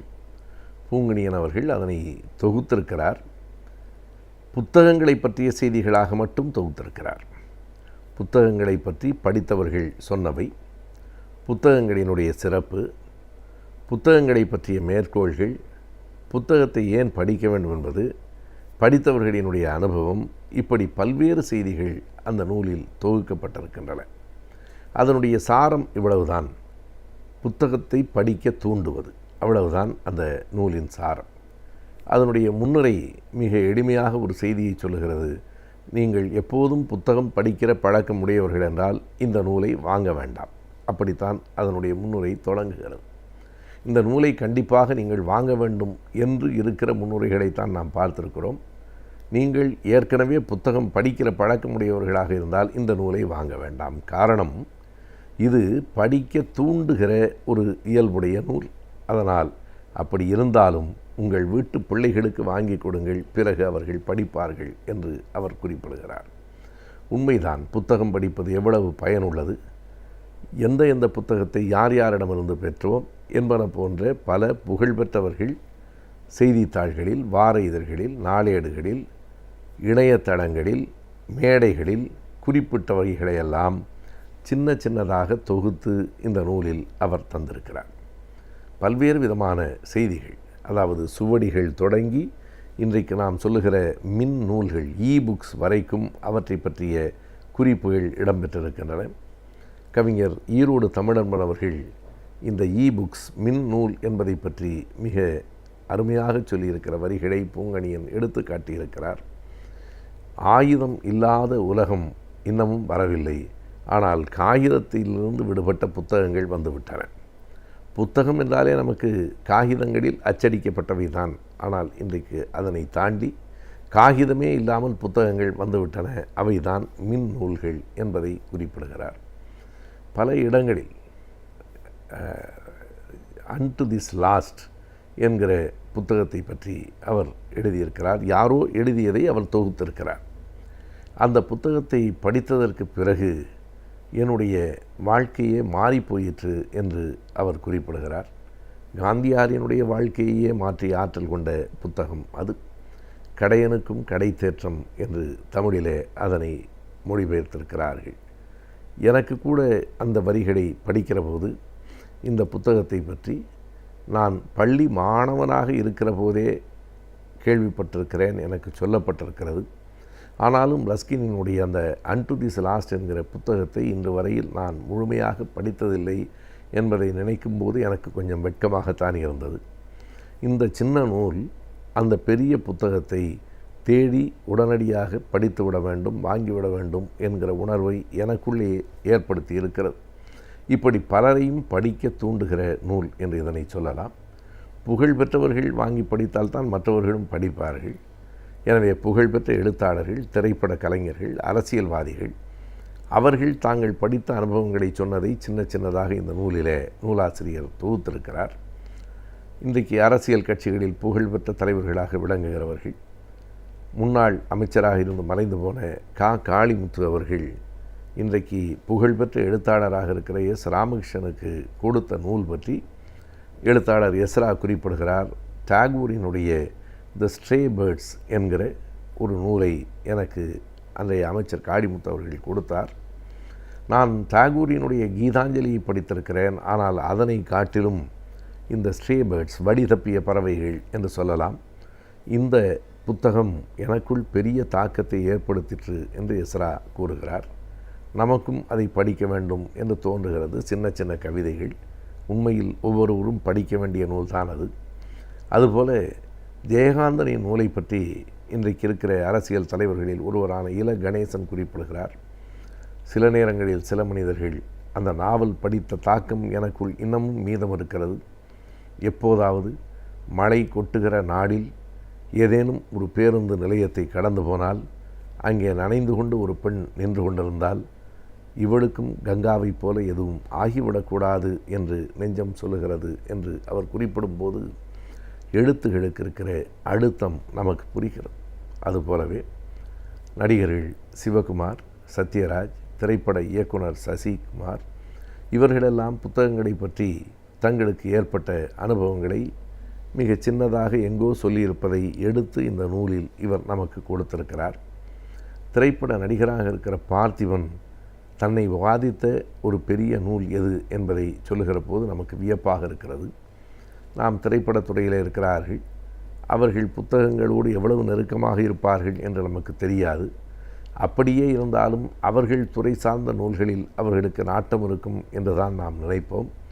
ஆனால் நடிகர் பார்த்திபன் சொல்லியிருக்கிறார், எனக்குள் ஒரு பெரிய பாதிப்பை ஏற்படுத்திய நூல் C.A. பாலன் அவர்கள் எழுதிய தூக்கு மரத்தண்ட நிழலில் என்பதுதான். தூக்கு மரத்தின் நிழலில் என்று அது தமிழிலும் மலையாளத்திலிருந்து வந்திருக்கிறது. தூக்கு தண்டனை கைதியாக இருந்து தூக்கில் போடுவதற்கு சில நாள்களுக்கு முன்னால் விடுதலையாகி வெளியே வந்தவர் C.A. பாலன். அவர் எழுதியிருக்கிற அந்த தூக்கு மரத்தின் நிழலில் என்பது ஒரு மிக அரிய நூல், அனைவரும் படிக்க வேண்டிய நூல். அந்த நூல்தான் தனக்கு ஒரு பெரிய பாதிப்பை ஏற்படுத்தியது என்று நடிகர் பார்த்திபன் கூறுகிறார். இப்படி பல்வேறு விதமான நாம் அறிந்து கொள்ள வேண்டிய நூல்களை பற்றியெல்லாம் சுவையான செய்திகள் அதிலே தொகுக்கப்பட்டிருக்கின்றன. வெறும் தமிழ் எழுத்துகள் என்று இல்லாமல் ஆங்கிலத்தில் இருக்கிற எழுத்தாளர்கள் சிலரை பற்றிய குறிப்புகளும் அந்த நூலின் கடைசி பகுதியில் இருக்கிறது. Sidney Sheldon, Frederick Forsyth, Taslima Nasrin, Larry Collins போன்றவர்கள் அவர்கள் எழுதியிருக்கிற சில நூல்கள்.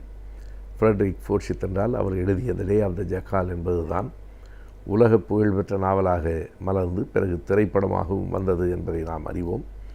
எனவே இப்படி உலக அளவிலான எழுத்தாளர்களை பற்றியும் அந்த புத்தகம் குறிக்கிறது. எனவே அது உண்மையிலேயே நம் அறிவுக்கான ஒரு திறவுகோல் தான். புத்தகம் ஒரு திறவுகோல் என்னும் நூல் கண்டிப்பாக படிக்கப்பட வேண்டிய புத்தகமாக இருக்கிறது. வாழ்க்கை மாற்றத்திற்கு ஏற்றவாறு கல்வியிலும் மாற்றங்கள் ஏற்பட்டு கொண்டிருக்கின்றன. அந்த வகையில் தற்போது அறிமுகப்படுத்தப்பட்டுள்ள புதிய கல்வியை பற்றியும் அதற்கான வேலைவாய்ப்புகளை பற்றியும் இன்றைய ஆலோசனை நேரத்தில் கல்வி மற்றும் வேலைவாய்ப்பு பகுதியில் தெரிந்து கொள்ளலாம்.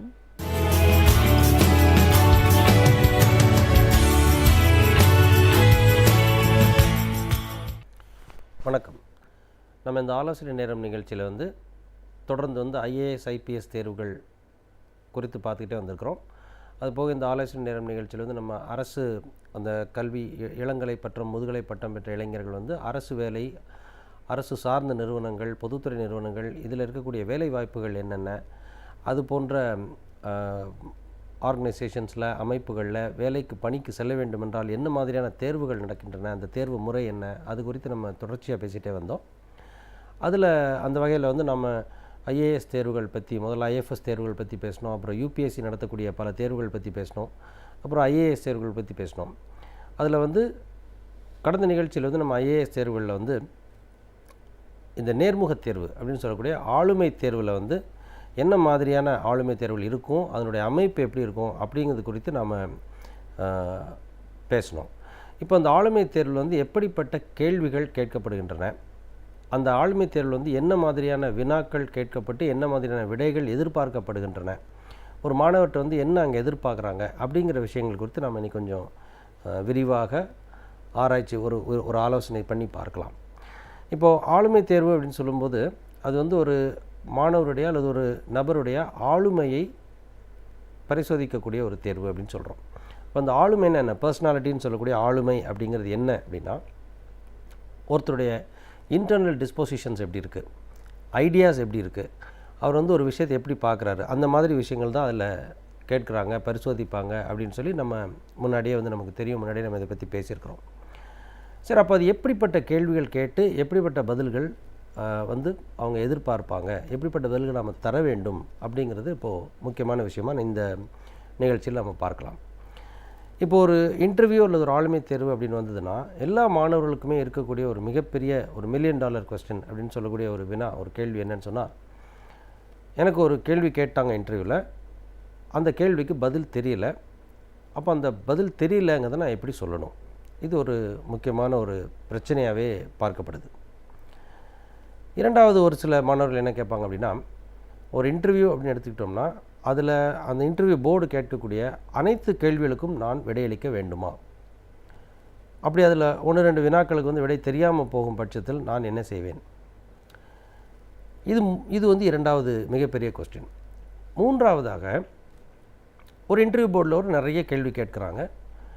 முதல்ல ஒரு 5-6 கேள்விகள் கேட்கப்படும் போது அந்த கேள்விக்கான விடையை நான் கொடுத்து விட்டேன். ஒரு விடையை நான் கொடுக்குற போது எனக்கு வந்து தன்னம்பிக்கை கூடுது. ஓகே, எனக்கு இது தெரியுது, நான் அதில் ப்ரிப்பேர் பண்ணியிருக்கிறேன். அப்போ எனக்கு அந்த தெரிஞ்ச விஷயங்கள் கேட்குறாங்க, நான் ஒரு நம்பிக்கையோடு பதிலளிக்கிறேன், எனக்கு பாசிட்டிவாக இன்டர்வியூ போர்டு மாறுது. ஆனால் இடைப்பட்ட ஒரு 7வது 8வது கேள்வி அப்படின்னு வரும்போது அந்த கேள்விகளுக்கான விடை எனக்கு தெரியலை, அல்லது எனக்கு ஒரு அன்கம்ஃபர்டபுள் ஏரியா, அது எனக்கு வந்து ஒரு பழக்கம் இல்லாத இந்த ஏரியாவில் எனக்கு கேள்வி வேண்டாம், இந்த பகுதியில் எனக்கு வினா வரக்கூடாது அப்படின்னு நான் வேண்டிக் கொண்டு இருந்த ஒரு பகுதியிலேருந்து வினாக்கள் வந்து விழுகின்றன. அந்த வினாக்கு வந்து எனக்கு பதில் தெரியலை, நான் இப்போ என்ன பண்ணணும்? இப்போ நான் அந்த கேள்விக்கு பதில் தெரியலன்னு நான் சொல்லிவிடுவேன். அப்படி ஒரு கேள்விக்கு பதில் தெரியலன்னு சொல்கிறேன், அடுத்த கேள்விக்கு பதில் தெரியலன்னு சொல்கிறேன், 3வது கேள்விக்கு பதில் தெரியலன்னு சொல்லும்போது அந்த இன்டர்வியூ போர்டோட ரியாக்ஷன் எப்படி இருக்கும், அந்த ரியாக்ஷனை நான் எப்படி சமாளிக்கணும், இது அடுத்து 3வது இருக்கக்கூடிய ஒரு கேள்வி. இந்த 3வது கேள்வியில் தொடர்ச்சியாக இன்னொரு கேள்வி மாணவர்களுக்கு என்ன இருக்கும் அப்படின்னு சொன்னால், நான் தெரியலேன்னு சொல்லி அந்த போர்டு ரியாக்ட் பண்ணிட்டாங்கன்னா மறுபடியும் என்னுடைய தன்னம்பிக்கையை எப்படி நான் ஊட்டிக்கொள்வது, அந்த இடத்துல நான் தனியாக இருப்பேனே, என்னை சுற்றி போர்டு மெம்பர்ஸ் இருப்பாங்க, நான் அந்த இன்டர்வியூ போர்டில் ஒரு தனி ஆளாக நான் இருப்பேனே, அப்போ என்னுடைய நம்பிக்கையை நான் எப்படி வளர்த்து கொள்வது, இது அடுத்து இருக்கக்கூடிய ஒரு 4வது முக்கியமான ஒரு கேள்வி. ஸோ இது எல்லாமே வந்து ஒரு ஒன்றுக்கொன்று தொடர்புடைய ஒரு கேள்விகளாக இருக்கின்றன. அடுத்ததாக 5வது ஒரு மாணவருக்கு நேர்முக தேர்வு குறித்த ஒரு பயத்தில் இன்னொன்று என்ன வருது அப்படின்னா, ஒரு கேள்வி கேட்குறாங்க, அந்த கேள்விக்கு நான் விடை கொடுக்குறேன், அந்த விடையை நான் எப்போது நிறுத்த வேண்டும், ஒரே வார்த்தையில் பதில் சொல்லணுமா, இல்லைன்னா நான் வந்து தொடர்ச்சியாக பேசிகிட்டே இருக்கணுமா, அந்த பதிலை நான் எப்போது நிறுத்த வேண்டும், என்னுடைய விடை அப்படிங்கிறது, என்னுடைய பதில் அப்படிங்கிறது வந்து எங்கே நிற்கும், இது ஒருத்த முக்கியமான 5வது கேள்வி. 6வதாக இன்டர்வியூவில் இன்னொரு கொஸ்டின் என்ன மாணவர்களுக்கு இருக்குது அப்படின்னு சொன்னால், எல்லாம் சரிதான் சார், நான் வந்து ஒரு கேள்வி கேட்டாங்க, அந்த கேள்விக்கு பதில் சொல்லிட்டேன், ஆனால் எனக்கு என்ன சந்தேகம் வருதுன்னா, நான் கூறிய விடை சரியான விடை தானா, ஏன்னா முக்கியமாக இந்த ஒப்பீனியன் பேஸ்டு கொஸ்டின்ஸ் அப்படின்னு சொல்கிறேன், அந்த கருத்துக்களை கேட்கக்கூடிய வினாக்கள். இப்போ இந்தியா பாகிஸ்தான் உறவை பற்றி நீங்கள் என்ன நினைக்கிறீங்க, இந்த ஜல்லிக்கட்டு இஷ்யூவை பற்றி நீங்கள் என்ன நினைக்கிறீங்க அப்படின்னு ஒரு ஒப்பீனியன் பேஸ்ட் கொஸ்டின் கேட்டாங்கன்னா நான் என்னுடைய கருத்தை எப்படி சொல்ல வேண்டும், என்னுடைய கருத்தை நான் ஒரிஜினலாக என்ன நினைக்கிறேன்னா அதை தான் சொல்லணுமா, இல்லைன்னா நான் வந்து அந்த போர்டுக்கு என்ன வேணுமோ அதை சொல்ல வேண்டுமா? பெரும்பாலும் மாணவர்கள் என்ன நினைக்கிறாங்கன்னா, நான் போர்டுக்கு உள்ள கருத்து தான் நம்ம சொல்லணும் அப்படின்னு நினைக்கிறாங்க. இதெல்லாம் பார்த்திங்கன்னா ஒரு சீரீஸ் ஆஃப் கொஸ்டின்ஸ். இந்த கேள்விகளுக்கான ஒவ்வொரு கேள்விக்கான விடையும் நம்ம முதல்ல இருந்து ஒன்று ஒன்றா சீரியஸாக எடுத்து பார்க்கலாம். இப்போ முதல்ல வந்து நான் ரெண்டாவதாக சொன்ன கேள்வியை முதல்ல கேள்வியாக எடுத்துக்கிறேன். ஒரு இன்டர்வியூக்கு போகிறேன். அந்த மாணவர் இன்டர்வியூவில் போய் உட்கார்ந்த உடனே அவருக்கு ஒரு கேள்வி கேட்கப்பட்டால் ஒரு மெம்பர் வந்து எத்தனை கேள்வி கேட்டாலும் அத்தனை கேள்விக்கும் நான் விடையளிக்க வேண்டுமா அப்படிங்கிறது வந்து ஒரு முக்கியமான ஒரு கொஸ்டினாக இருக்கு இல்லையா? அதற்கு நான் என்ன சொல்கிறேன் அப்படின்னா, நீங்கள் எந்த ஒரு மாணவருமே ஒரு இன்டர்வியூக்கு போகும்போது ஒரு விஷயம் நல்லா யோசிச்சுக்கணும். கேள்விகள் இன்டர்வியூ போர்டிலேருந்து வர்றது. அந்த கேள்விக்கு பதில் அளிக்கணுமா வேண்டாமாங்கிறது உங்கள் கண்ட்ரோலில் இருக்கக்கூடிய ஒரு விஷயம். அது எப்போவுமே உங்கள் கண்ட்ரோலில் தான் இருக்கணும். இப்போது பொதுவாக நான் சொல்லக்கூடிய விஷயங்கள், என்னுடைய மாணவர்களுக்கு நான் சொல்லக்கூடிய விஷயங்கள் என்னென்னா, ஒரு இன்டர்வியூக்கு போகிறீங்கன்னு சொன்னால் அதை வந்து நீங்கள் ஒரு இன்டர்வியூ, எனக்கு இந்த இன்டர்வியூ ஒழுங்காக பண்ண வேலை கிடைக்கும் அப்படிங்கிற மாதிரி எடுக்காமல் ஒரு சாதாரண டிஸ்கஷன், உங்கள் குடும்பத்தில் இருக்கக்கூடிய எல்டர்ஸ், உங்கள் அப்பா, பெரியப்பா, மாமா, சித்தப்பா, மாமா, தாத்தான்ற மாதிரி ஒரு 5-6 பெரிய மனிதர்கள் இருக்கிறாங்க. அவங்க கூட ஒரு சீரியஸான டிஸ்கஷனில் நீங்கள் இருக்கிறீங்க. உங்களுடைய குடும்ப விஷயத்தை பற்றியோ அல்லது உங்கள் சொந்தக்காரங்க விஷயத்தை பற்றியோ ஏதோ பேசுகிறீங்க, அதில் சீரியஸான டிஸ்கஷன் போயிட்டுருக்கு. அந்த மாதிரியே ஒரு இன்டர்வியூ பாருங்கள். இப்போ அப்படி ஒரு சீரியஸான டிஸ்கஷன், எல்லாருமே வந்து உங்களுடைய கருத்தை வந்து சீரியஸாகவே கேட்பாங்க அப்படிங்கிற ஒரு நிலை இருக்கிற போது நாம் என்ன பண்ணுவோம்? கேள்விகள் வந்து விழுகிற போது முதல்ல கேள்வியை 3ஆக பிரிப்போம். இந்த கேள்விக்கு நான் கட்டாயம் பதில் சொல்ல வேண்டுமா? ஆமாம், கண்டிப்பாக நான் பதில் சொல்ல வேண்டிய கேள்விகள். ரெண்டாவது, இந்த கேள்விகளுக்கு எனக்கு நான் கண்டிப்பாக விடை அளிக்க வேண்டிய அவசியம் இல்லை, இது என்னுடைய கேள்விகள் அல்ல அப்படின்னு ரெண்டாவது கேட்டகரி பண்ணுவோம். மூன்றாவது கேட்டகரி தான் வந்து பார்த்திங்கன்னா இந்த கேட் ஆன் த வால் மாதிரி. இந்த கேள்விக்கு நான் இப்படி பதில் கொடுத்தால், ஒரு பதிலை கொடுத்தால் அந்த கேள்வி எப்படி வந்து அந்த பதில் வந்து அது என்ன தாக்கத்தை ஏற்படுத்தும், அந்த டிஸ்கஷனில் என்ன தாக்கத்தை ஏற்படுத்தும் அப்படிங்கிறத வந்து அனலைஸ் பண்ணி பார்த்துட்டு பதில் சொல்ல வேண்டிய கேள்விகள். இது வந்து ஃபஸ்ட்டு ரூல் நம்பர் 1. ஸோ எல்லா கேள்விக்கும் பதில் சொல்லுமான்னு கேட்டால் என்னுடைய பாயிண்ட், எல்லா கேள்விக்கும் நீங்கள் பதில் சொல்ல வேண்டிய அவசியம் கிடையாது. எந்த கேள்விக்கு பதில் சொல்லுங்கிறது நீங்கள் முடிவு பண்ணுங்கள்.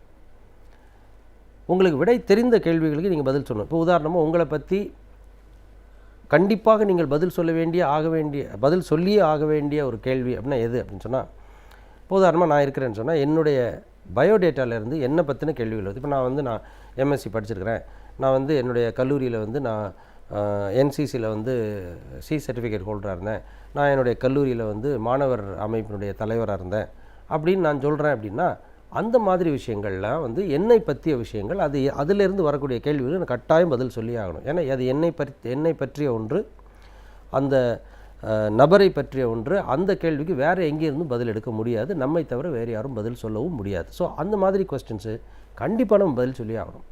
இப்போது ஐஏஎஸ் இன்டர்வியூவில், ஐஏஎஸ் தேர்வுகளில், ஆளுமை தேர்வில் வந்து பெரும்பாலும் சில மாணவர்களுக்கு வந்து சில கேள்வி கேட்குறாங்க. நீ வந்து உன்னுடைய விருப்ப பாடமாக ஏன் அந்த பாடத்தை தேர்ந்தெடுத்தாய்? உதாரணமாக ஒருத்தர் வந்து பப்ளிக் அட்மினிஸ்ட்ரேஷன் எடுத்துருக்கிறேன் அப்படின்னு சொன்னார்னா, ஏன் நீ விருப்ப பாடமாக பப்ளிக் அட்மினிஸ்ட்ரேஷன் தேர்ந்தெடுத்தாய் அப்படின்னு கேட்டால், இதுக்கு நீ வேறு எங்கேயும் பதில் சொல்ல முடியாது, நீங்கள் பதில் சொல்லி ஆகணும்.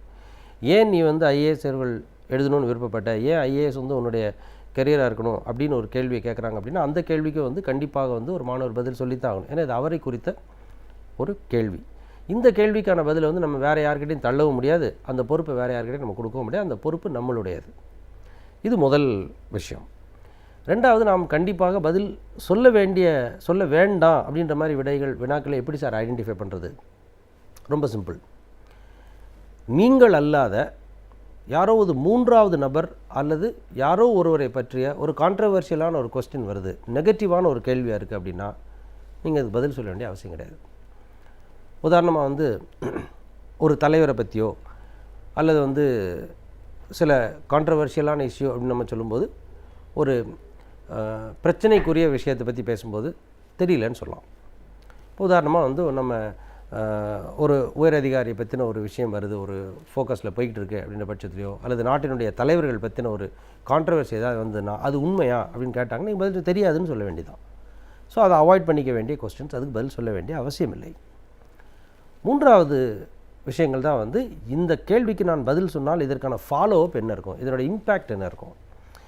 பொதுவாக ஒரு இன்டர்வியூவில் வந்து ஒரு கேள்விக்கு மாணவர் விடை சொல்லும்போது அந்த விடைகளில் இம்பேக்ட் எப்படிப்பட்ட இம்பேக்ட் இருக்கலாம் அப்படின்னா, ஒன்று நீங்கள் ஒரு இம்ப்ரெஷன் க்ரியேட் பண்ணலாம், 2 கண்டிப்பான இம்பேக்ட் தாக்கம் அப்படின்னா அடுத்த கேள்வி நீங்கள் சொல்லக்கூடிய அந்த பதிலிருந்து வரலாம். ஸோ அந்த பதில் நான் இந்த பதிலை சொன்னால் அதுக்கு அடுத்த கேள்வி என்ன வருங்கிறத ஒரு முறை ஆலோசித்து விட்டு ஓரிரு முறை ஒரு 2-3 செகண்ட்ஸ் திங்க் பண்ணிவிட்டு அந்த பதிலை சொன்னால் கொஞ்சம் பெட்டராக இருக்கும்.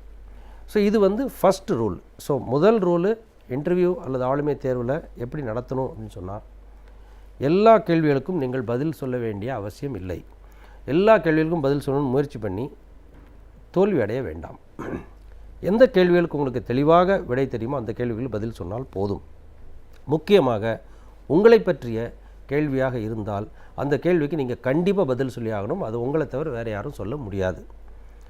மிச்சம் இருக்கிற கேள்வி ஒரு கான்ட்ரவர்ஷியல் பிரச்சனைக்குரிய கேள்வி, ஆல்ரெடி பிரச்சனை இருக்கிற விஷயத்தில் நீங்கள் என்ன நினைக்கிறீங்க, இது சரியா இது தவறா, ஒரு கொலை நடந்து விட்டது அப்படின்ற மாதிரி இருந்துச்சுன்னா அந்த மாதிரி விஷயங்களில் நீங்கள் பதில் சொல்ல வேண்டிய அவசியம் இல்லை, அவாய்ட் பண்ணிக்கலாம். மூன்றாவது, சில கேள்விகளுக்கான பதில் நீங்கள் சொல்லியாகணும். ஆனால் அதனுடைய தாக்கம் எப்படி இருக்கும், ஏன்னா அடுத்த கொஸ்டின்ஸ் அதை பேஸ் பண்ணி வரப்போகுது. ஸோ இதை மனதில் வைத்து கொண்டு இன்டர்வியூ வந்து அட்டன் பண்ணிங்கன்னா உங்களுக்கு இன்டர்வியூ அட்டன் பண்ணுறது அல்ல ஆளுமை தேர்வில் வந்து மார்க் வாங்குறது அப்படிங்கிறது ரொம்ப சுலபமான விஷயமா இருக்கும். ஸோ தொடர்ந்து நம்ம மற்ற கேள்விகளை அடுத்து சப்சிக்வெண்ட்டாக வரக்கூடிய நிகழ்ச்சிகளில் வந்து நம்ம தொடர்ந்து இதை பற்றி பேசுவோம். நன்றி, வணக்கம்.